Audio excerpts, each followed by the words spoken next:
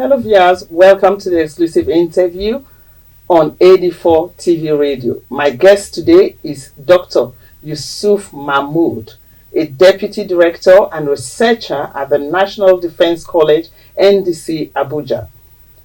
You can join the conversation on our website at www.ad4tvradio.com and follow us on our social media handles at AD4TV on Twitter, Instagram and Facebook. Doctor, you're welcome to the show, the exclusive interview. Why and how do some apparently well-integrated youths that live in affluent liberal family settings become attracted to Islamist radicalization?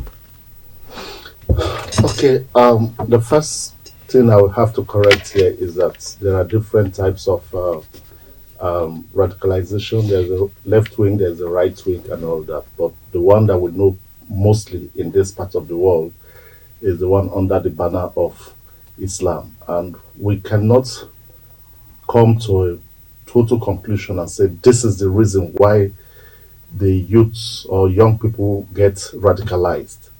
But issues of poverty and some other things have been mentioned to be some of the drivers of radicalization. However, if we recall, Bin Laden was from a very rich background, and you'll be wondering why he is involved. And there are a lot of other persons who have been arrested who are from very wealthy background. If you also remember somebody like Mutalab, also from a very wealthy background. And from our research, we've been able to establish that a lot of those who are from wealthy background are usually very unstable. And because of the problem of trying to get an identity, they find themselves easily lured into such kind of ideas. And if you also examine them more closely, you also discover that they have psychological problems that need to be treated. I'm sorry, when you say unstable, what exactly do you mean by usually unstable? Yes, being unstable here, what it means is also very diverse. They're trying to create an identity, they live in affluence, and they're no longer satisfied with what they are, how they have been living and all that. They are looking for a deeper meaning to their worldview, the underlying principles behind everything and all that. And they can easily, some of them are looking for new fantasies. You understand? So that's what I mean by being unstable. And the parents, there is no way the parents must have noticed something that is not right about their behavior. I was going to ask, does this include parental neglect? That's also a part of it. That's why I say it's deep. Sometimes many of them, they were raised by their house help or some of the wards that works in the house. So they just try to imbibe values that they pick on the streets from friends and some peer groups, and also those that they pick from those that are working for their parents. So the parents are usually not there to give them the required attention that will make them grow into full-blown men and women. There's some parents just believe that it's all about giving them their basic, they're giving them money and other things that will solve the problem. It's far deeper than that. It's not just all about money. Every child needs love and care. Okay, if I can go back to your first statement when during the introduction, you said right wing and left wing. What exactly does this mean? Yes, we're talking about like the right wing. If you go to places like the United States, you also have you've heard about the KKK. Those are also groups. There's also the environmentalists, abortionists, and all that. These are also other areas where people get radicalized. But like I said, the one that people focus more attention on is the one under the banner of Islam, and many people feel that it is because it is more organized. But I'll tell you, the literature shows that they are not the only ones that are organized, but it's just that after the bombing of the 9/11 episode, it received a lot of media attention and all that, and that's why we're talking about it almost every other place. But we still have, you hear about the shootings that take place in the United States, in Britain, and all that. They have nothing to do with Islam. But what we have here in Nigeria are basically those orchestrated by people who claim to be fighting under the banner of Islam, and many of them try to make some extract from the religious, the Quran and other hadiths to justify their action. But if you look deep into it, you will discover that they are being driven by ignorance. Yeah, as we have established, these people have families, but they do not know when their wards or their children go into full radicalization. What are the early signs to look out for? Yeah, if we continue to draw our attention to the Northeast, where we are currently facing the insurgency, the radicalization, violent extremism, we will discover that you do not have too many people who are from very rich homes that are involved in violent extremism or that are being radicalized, but we have pockets of them who are already being radicalized. And like I said, many of them, if you check very well, they are people who are searching for identity. Either many of them were drinking before or something, and it's right there in my book. They were involved in all kinds of worldly things and all that, and maybe they just find someone who comes to preach to them and tell them one thing and the other, and they feel like, oh, I've been able to find the right path and all that. In them, you see them trying to also put together those their evil and dangerous acts, all in the name of trying to fight or trying to justify their religious beliefs. But mostly the majority of others are also driven by so many other factors.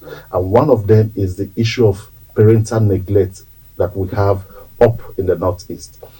The child is born, most of the time they are sent to the madrasas to go and learn the Quran under the tutelage of a malam who has to feed them and all that. And that's why you find the situation where many of them go begging on the street and all that. Then the care for the children as they are growing, you'll see that it is not very, the care is not there in many of the families. And the reason is because some people who are not old enough to become parents have the right, based on religious justification, to get married, even to get married to 2, 3, 4 wives and all that, when the person can barely earn up to 2,000 naira a day. You understand? So at that point, what do you expect that person to do? What kind of love can that person share with the child and all that? So that is a very fundamental problem that the northern elites, the leaders of the north, have to really look into.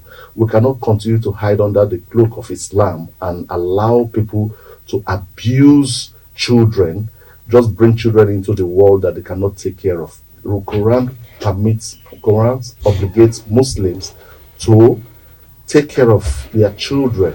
It is an obligation upon every parent to make sure that you take care of your children. So you don't just bring children into the world and just leave them that they can always take care of themselves. You find many of them sleeping in the mosques, parts of the mosques and markets and the rest. This is something that we really have to look into and try to address. There is a school of thought that says most of these underprivileged, should we say, poor people, in quotes, are encouraged to have more children so that the population will swell for purposes, sinister purposes.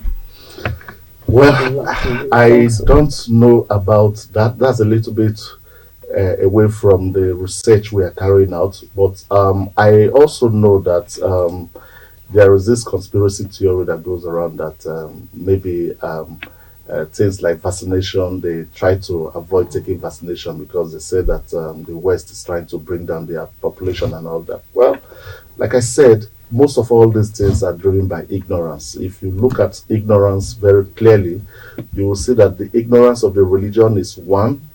Not only that, ignorance of the self as well is another. The Quran said, Allah says that you should know me before you worship me. Many people who claim to be worshiping Allah don't even know Allah. So that in itself is a problem. And also the fact that some parents feel that it is their religious obligation to get married to some men, to 2, 3, 4 wives. They will tell you that it's sunnah. What's the meaning of sunnah? Sunnah means the ways of the prophet when he was alive, and all those. That is what the prophet said that Muslims should do. So, and they want to do that. But that same sunnah says you have to be able to provide. That's a human interest I'm talking about. Yeah. So people take the one that they feel that is that's more interested to them, protects their interests, and leave the other part and all that. Of course, there's a clause to that, but nobody talks about that. Yeah. When the Emir Senussi was talking about the possibility of regulating marriage and all that, people wanted to shout him down. But he was making a very, very important point that we need to really look at. Because if we continue the way we're going, I tell you, we won't go far. And when you notice, for example, you say watch the behavior, you have told us signs to look out for. Like I had a young man working with me who was always with us, a very cheerful, nice fellow, a Muslim, a dedicated Muslim who did all his prayers and everything. But it came to a point I discovered on my own that he was going a little bit extreme. And from what he said, from what he did, from his outlook and everything. But I did not know what to do. What do you do when you discover this? The thing is that there are different signs. In my book, In God's Name We Fight, the first sign was that you discover the person trying to withdraw from the secular society. There's also that first sign. That's usually the first sign. The withdrawal syndrome. He doesn't want to associate with every person again, and almost everything is gradually becoming haram to that person. Watching of the television, that was the first sign. You see. I guess we'll come back to your book. Let's not preempt that. All right. Why are some individuals moved to this form of violence, whereas the majority of others exposed to the same influences and conditions are not? I mean, it's like we have a whole a group of people who are you have talked about the Quranic schools and all of that, the extreme the mullahs who preach the extreme ideas, yes, and there are people who are a whole lot of people are exposed. Why is it that just a few are radicalized? Yes, like I said, I mean, are driven towards violence, yes. First of all, there's always a leadership behind this whole thing who try to organize them into groups. You understand? Once you have that leadership, then you always be able to have recruits, people who are going to join you in propagating this whole ideas and all that. So it's not like we do not notice or observe one or two persons who want to stand tall and said, this, we should not allow this to happen to our religion. The Prophet ﷺ said that we should do this, we should fight for our religion and all that. If you look deep into them, you will discover, especially the preachers, when you see them preaching like that, I call it transfer of aggression. They are not happy with the system for one reason or the other. Yeah. So they blame it on governance, they blame it on government, and when they blame it on government, they try to lure younger people who are already not feeling too happy with the system, with the socio-political system, and try to tell them that the cause of their travails is this system that you have. If we're able to put this kind of system in place, you will see that all our problems are solved. But you see now, if you go through behind those people, almost all the things that Islam prohibits, they indulge in all those things. So are they actually propagating Islam? No. Look deep into it. They are just expressing their anger using the cloak of religion. Okay, we'll take a break now. Doctor. And we're still looking at softer approach to countering violent extremism and terrorism. We'll be back. Just stay tuned.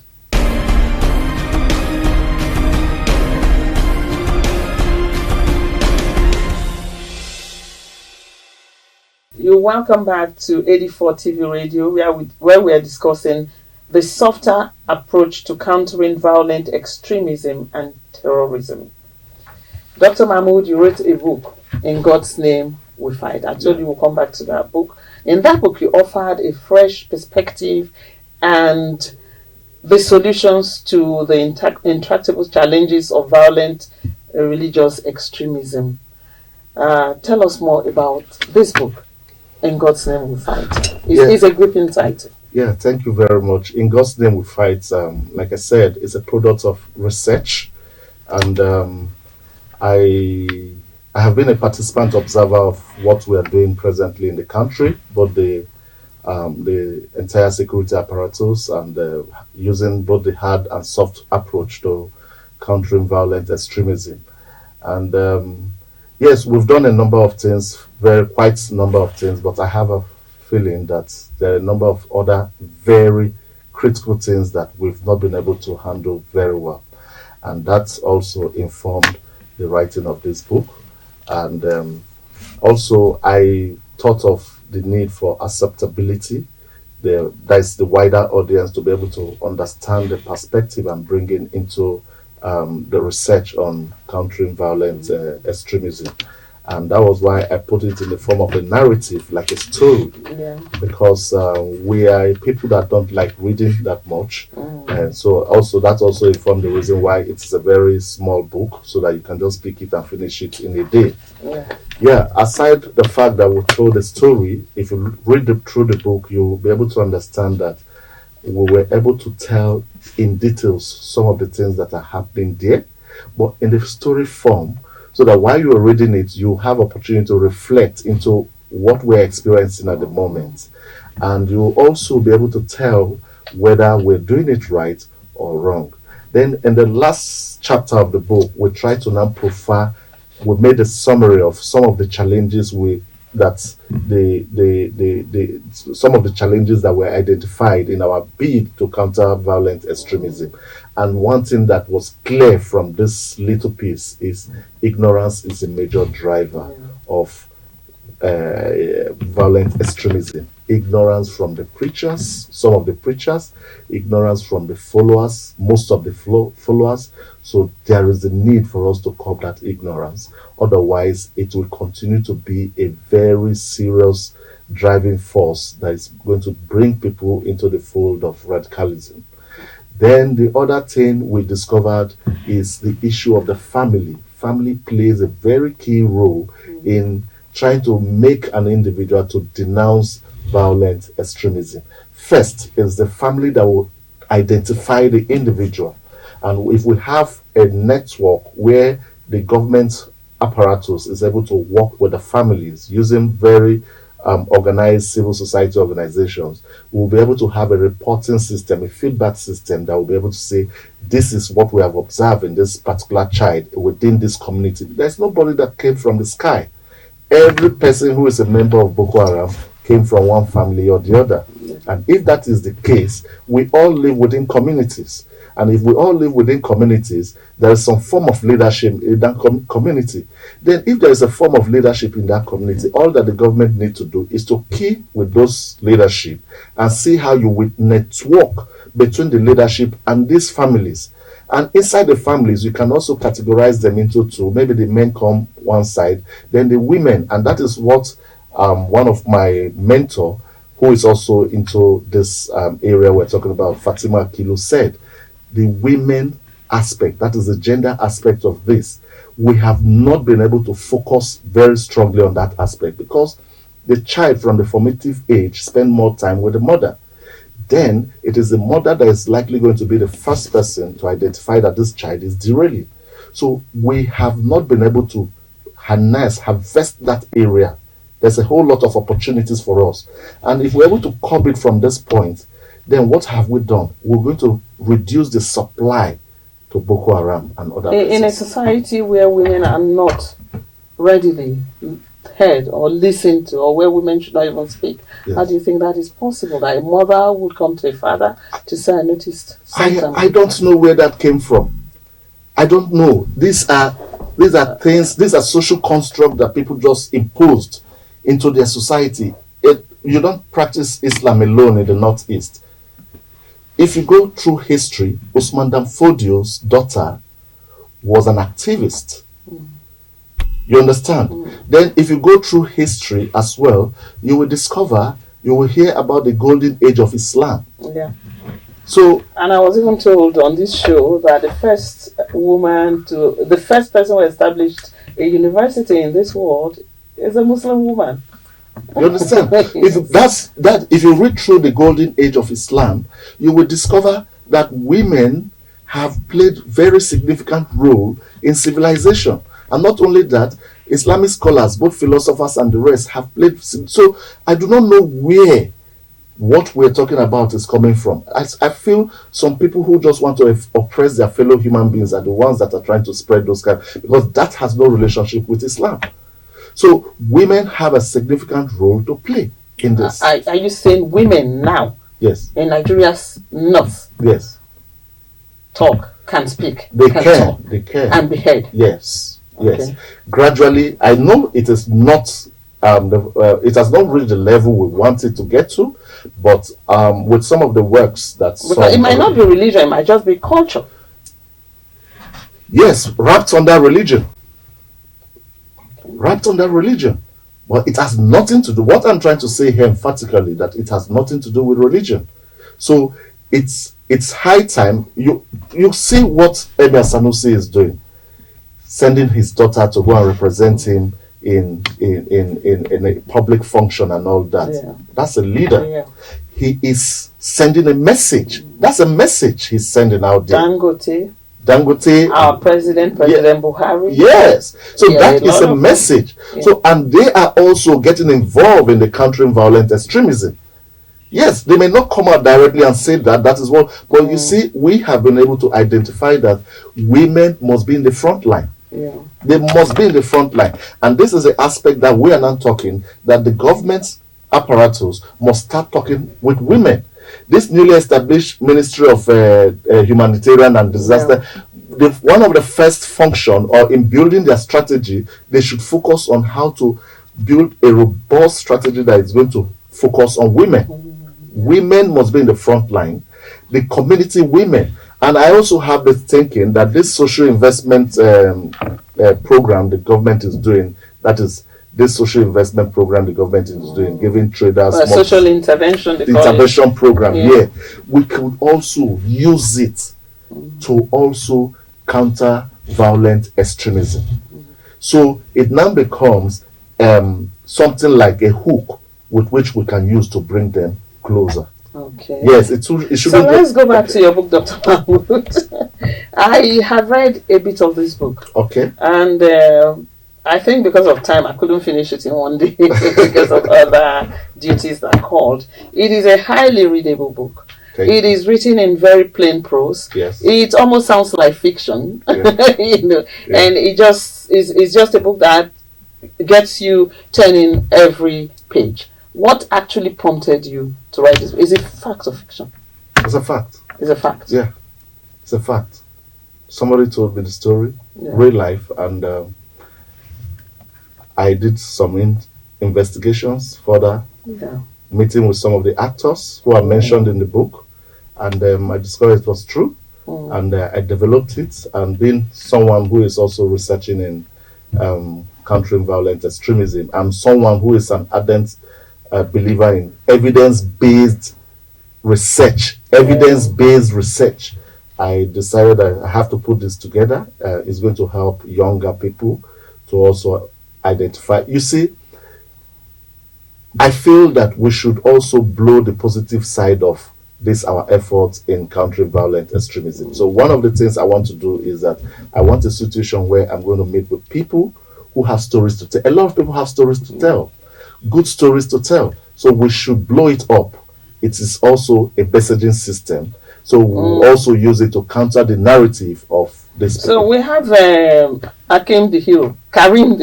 Yeah. And now you have said it is a true story, because it was so gripping, and I was really drawn into this book. Yeah. Can you tell us a bit about it? Because I can see Karim here struggling and going into extremism. Yes. I don't know if he went into violent extremism. I don't know what happened at the end. What happened? Before he eventually got into violent extremism, the family. Oh, he did. Yes. Okay. He went into violent extremism. He became violent. He he led a violent protest in the school and all that. But before he got there, school? Yeah, school. He was a medical student at the University of Maiduguri. Yeah, he was a medical student. So before he got to that point, he was able to his family. So this is where family plays the role now. The family were able to come together, and the first thing they did was they were able to identify this boy is Direli. Then what was the next thing they did? The next thing they did was to report him to the Ummah. Okay. Yes, because there is always a community of Muslim leaders, and that is where we should always go. So they reported him, and the Ummah quarreled with him and told him, no, this is not right. This is not what Islam says, and all that. Then also other members of the society who are Muslims and all that. Eventually he was expelled out of school, and somebody helped him to start from the beginning and all that, until eventually he got scholarship to go and study abroad. And as I can tell you that he's looking towards trying to build a hospital in the Northeast. Wow, that's awesome. Yeah, that's awesome. I think everybody should read this book, In God's Name We Fight, because I mean it's beautiful prose. Yeah, that's what really attracted me to it.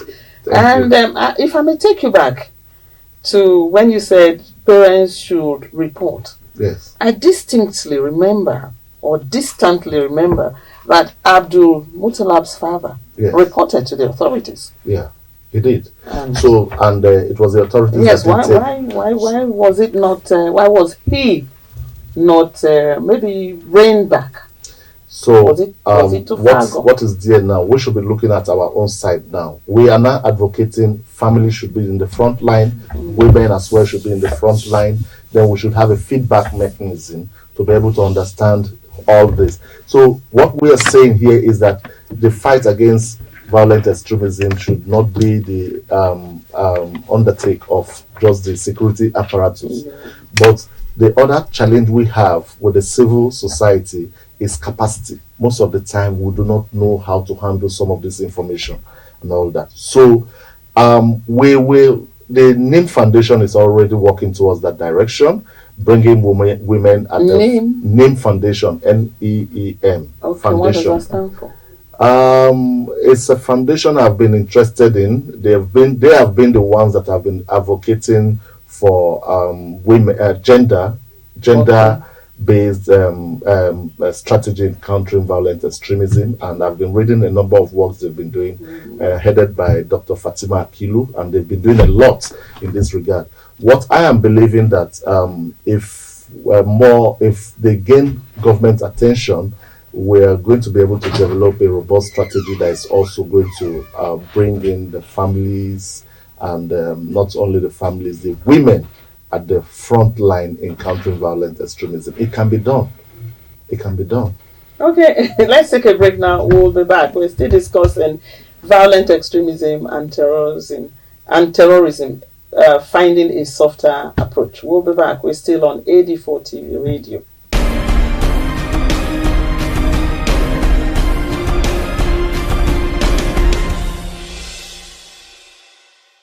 Welcome back to AD4TV Radio. We are still discussing violent extremism and terrorism, and we still have Dr. Yusuf Mahmood in the studio. Do you think these courses are more social than religious? Yeah, they are more of religious they are more social causes.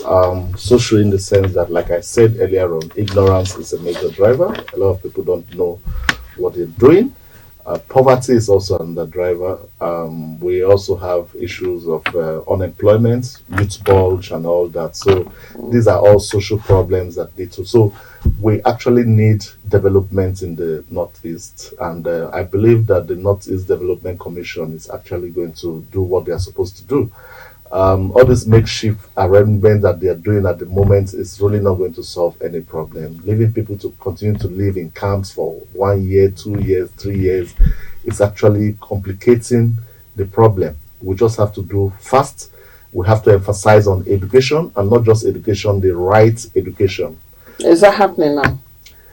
Well, I don't think I am not very sure that is happening. By the time I visited some of the camps last, we are still focusing on trying to provide basic necessities like food and other things, and people keep pointing fingers that some of the food provisions are even missing from where they are kept and all that. So there are a whole lot of problems we're still facing over there, and that is why the military is trying to like have a complete grip of what is going on there, because some people see the environment as a place where they have to come and make profit or make money and all that. So that in itself is a problem. The social issues there, they are enormous, they're overwhelming. I do not know how the government is going to really handle that, but I want to believe that if we are focused and try to develop the capacity remains a very key issue here. Capacity in the sense that the civil society organizations need to be more organized, and they need to be given a mandate. This is where we want you people to come. We shouldn't reduce this thing to people trying to source for money and buy blankets and bedsheet and foam and food, rice and all that. It should go beyond that. If it means that we want to keep these people in the camp for a longer period of time or try to relocate them to new areas, as we're doing that, we should be looking at how to provide educational facilities. Yeah, I've talked about education. Every state, almost every state, or every state in the Northeast has a university. Don't you think it's time for the federal government to think about setting up a center for counter-terrorism and insurgency in the area? We already have it. You have a counter? Yes. A center? We already have a center, the Office of the National Security Advisor. Yeah. So there's a center for counter-terrorism headed by Rear Admiral. So they're already doing a number of things in that regard. So we don't need, they are all in the field, they are working. We don't need a center again in that in the Northeast. But probably what you will is one center enough? Does it have the capacity? Yes, it's what is not enough. What is not enough at the moment is we do not have enough evidence-based research in what is going on there. But if it is whether we have a center, yes, we do have a center. So maybe what the center needs to do is to extend its relationship with institutions and commission these institutions to carry out evidence-based research. Like one of the things we discovered in trying to interview some persons who are involved in this thing is not in any literature. And what is this? Sex. We realize that sex is a major driver in getting people involved in this. Sex as in sex? Yes. Oh, okay. Please, can you expand? It's a highly controversial term here, but I will say it very emphatically that one or two persons were interviewed, even though the frequency remains low, sex is something that we are usually shy to talk about in this part of the world. So that could also explain why the frequency is low.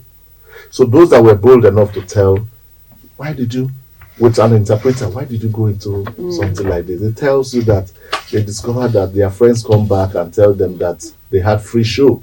Okay. And so you can all imagine the rest for yourself. Then the other thing again, look at it from the other angle. Why are they attacking girls' schools? Why what do they need the girls' schools for? You understand? So the girls are like the bounties of war, the spoils of war, I mean. So the guys come back from their war and they give them each, and then military have also corroborated this in different ways by telling us that in some of the places where they attacked some of their strong ground and all that, they were able to pick condoms and different types of aphrodisiac, So we need to do research in that regard. We don't have to shy away from it. So why? Then the drug abuse area, we are trying to isolate radicalization from drug abuse. There is a connection. So more research needs to be done in that area and all that. Where are these drugs coming from and all that? In the north, we have a very high level of drug consumption, substance consumption. So what are we doing in that area? So that is what I mean. So if you're talking about the Center for Counterterrorism, yes, we have one. But whether they've been doing enough in evidence-based research, I don't know. I think I have to cut it out. I've been called. We have almost overused our time. Okay. I was going to talk about the economic aspect of it, those benefiting economically from this insurgency, terrorism, and extremism. But perhaps we'll have you again next time. Thank you very much for watching AD4 TV Radio, the exclusive interview. We'll see you again next time.